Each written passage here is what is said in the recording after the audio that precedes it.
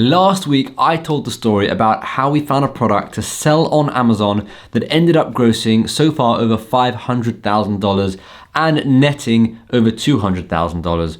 Well, today I want to tell you about the product that didn't do quite as well. In that video, I explained how the product was found, I explained the research that we did, I explained how we went to suppliers and how we spoke and how we negotiated and how we realized that that was the right product to go into. And just by the way, you should definitely go and check out that video if you haven't already done so. It will make this video make a bit more sense, but as well as that, it's a good video. So here we go. This video is about our Amazon FBA product number 2, that ended up failing so badly. We learned a lot of lessons from it, and I want to share that with you today. After finding our super successful product, which was the knee brace, we thought rather than going with the conventional way of actually doing product research, and you know how I explained in the first video with searching on Amazon, looking at bestsellers, using different tools and all these different elements, rather than do that, we would just look at our successful product, which was a knee brace, and think, where could we go from here, right? What product is similar to knee brace that we could also sell, where we can kind of combine the audiences and still get sales and grow it like that. And that is how we approached our second product, which was a big mistake. If someone needs a knee brace, who's to say that they've hurt their ankle and they need an ankle brace as well? Or who's to say that they've hurt their elbow and they need an elbow brace as well? So finding similar products is difficult. The one similar product that probably works is resistant bands, because people who buy a knee brace will also want to buy resistance bands so they can do exercises and rehab and stuff like that. The issue is we didn't go into resistant bands, and that's because it was so oversaturated, it wasn't even worth looking into. So what was our second product? Our second product was an ankle brace, and it just doesn't really make a difference if someone's bought a knee brace, whether or not they're going to buy an ankle brace, does it? I mean, I've hurt my ankles in the past, but my knees are absolutely fine. And I know many people who have the opposite, right? People don't just scroll on Amazon, buy a knee brace, see an ankle brace and go, my ankle's also hurting, I'm going to get an ankle brace. It either is or it isn't, right? So and it was a mistake. There were a few problems with selling ankle braces, ones that we overlooked because we didn't do the necessary research. Problem number 1 was the competition was a lot higher. Problem number 2, the pricing point was a lot lower, which means much less profit and harder to make money. And problem number 3, the demand was a lot lower. So this item really didn't tick any boxes. These 3 things combined is literally a recipe for disaster. So what actually happened? Well, I run this Amazon FBA business with my brother Josh, and that works out really well. It's really good. I can't quite remember who actually suggested ankle brace or who suggested we just sell similar products. I think it was him. But if he's watching this, it wasn't you, Josh, don't worry. Either way, one of us suggested, rather than go through all the research, we should just sell a similar product. And the thing that we never really considered was we weren't trying to create a sports therapy brand, selling ankle braces and knee braces and head braces and back braces and elbow braces. We weren't doing that. We were just trying to find individual products and sell them on Amazon and make money. But we had totally lost the plot. All our initial training, all our initial research, right? The whole idea, all the criteria of finding a product, we just forgot about that. And we were like, yeah, let's do this. What we should have remembered was we were in this game to make money, not to start multiple brands or to start a brand that could eventually, become the next Nike.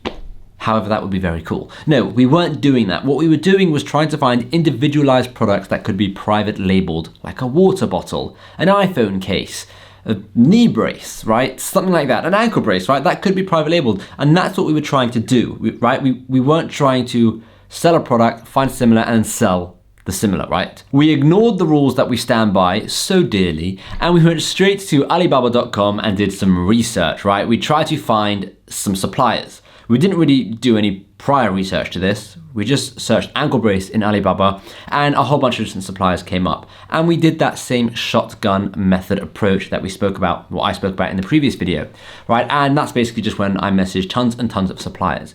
Now, if you have watched the previous video and you're savvy and you're thinking, well, why didn't you just get it from your sourcing agent? You are smart. And we did get it from our sourcing agent, but not at first. At first, we did all the research ourselves and tried to find the product ourselves so that we could at least be in control of that aspect of the business. Anyway, we found a whole bunch of different products. We then showed those different products to our sourcing agent and we got them to negotiate the best deal for us. And we ended up with a supplier where we ordered a sample. We really liked that sample.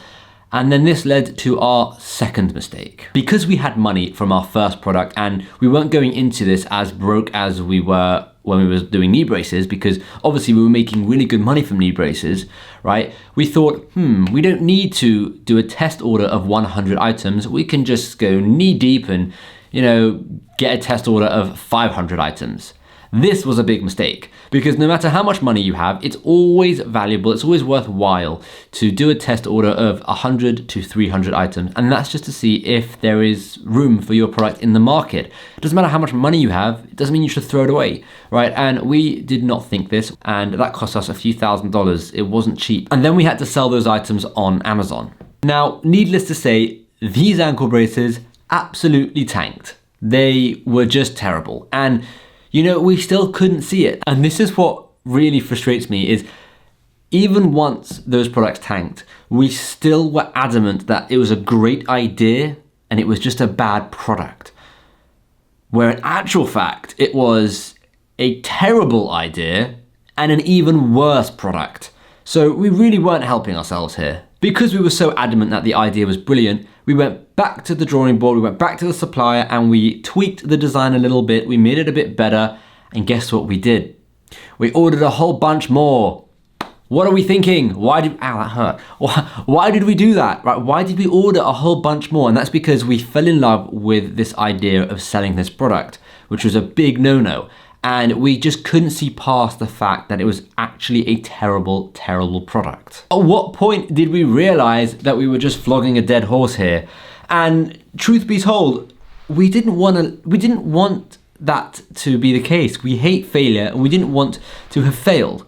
So we didn't want to accept the fact that, yes, this was a failure. So what we ended up doing after this second batch also tanked and didn't really get very many sales, we went to the original drawing board and we started doing research that we should have done right at the beginning. We started researching ankle braces, right? And we did all the initial, we looked at bestsellers, we did keyword data research, we used Google, we used Amazon, we used other tools. We did what we would normally do to check off all the criterias. And lo and behold, it failed. Like it failed all the checks. It came back being like terrible, avoid, just avoid at all costs, right? Now these checks are self-imposed checks. We came up with this, I don't want to call it a formula because that just sounds really guru-ish, but we came up with like a method or, a set of checklists that we just had to tick in order to not guarantee, but in order to increase the chances of finding a successful product. And after we did all the research for ankle brace, it came back as a big failure. And literally, I don't think it ticked a single box. Following the rules is so unbelievably important, but as well as that, you can break them. Now I know why am I going back on what I'm saying? What I mean is if you are following the rules, right, you can break them to a certain extent. So for example, if some of the rules say you need a certain level of competition and a certain level of demand, right? However, when you're doing your research, there's more competition, right? So you'd be breaking the rules if you went for that product. But if there's also more demand, it's compensating for that high level of competition, right? So follow the rules, but yes, you can kind of bend the rules and make them work for you. But if a product comes back and it's just failing everything, then no, you don't want to bend the rules in that point. You just want to let that product go. But just to think up a product idea like, I want to sell car mats, whatever it may be, right? Just to think up a product idea and think, I think that's going to do really well. Let me go and order 500 and try and sell them on Amazon. That is a big no-no. And the amount of people that have either called me, messaged me, emailed me or whatever and said, I have this brilliant product idea. I want to start selling this on Amazon. And I've always responded with, well, where's your data to back that up? Let me see some metrics. Let me see some numbers. Let me see something that, helps your case. Why is selling car mats good? What's the competition like?